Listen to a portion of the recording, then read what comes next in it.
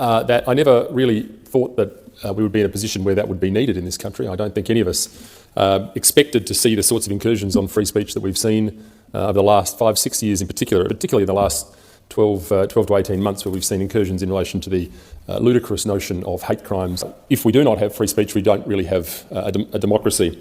I think that would be something which, explained in that manner, that every Australian would agree with. And if you were to hold a vote in a referendum on a constitutional amendment like he has proposed or is suggesting, I think you would expect that every jurisdiction in the country would result in a yes vote. I'd be very confident of that, particularly as we emerge from the COVID period in 20 to 23, where I think that point was made very clearly. It's an era which saw a perverse mixture of mass hysteria and authoritarianism which overtook the country. So much of that hardship and destruction could have been avoided, I think, if Australians had the opportunity to speak their minds, but instead their speech was continuously suppressed by all means of manner, not including all of them, including through social media, through the media itself, and indeed the freezing of speech through, in a social sense as well, I might say. The consequence of the suppression was that bad policies based on outdated and poor research was kept in place far longer than in other nations where there was a more robust debate in place. And the damage that these policies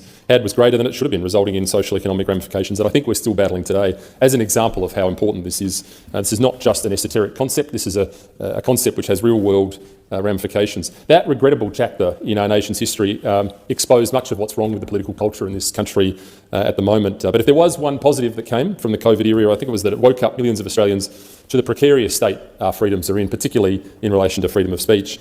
And it was through that period, I think, that many Australians first discovered the harsh truth that we really don't have free speech in this country.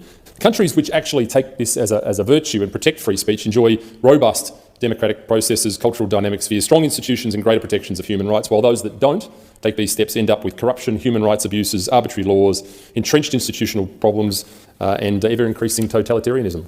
Thank you, Alex Antic, for getting behind this. Free speech is so important, and he is 100% correct.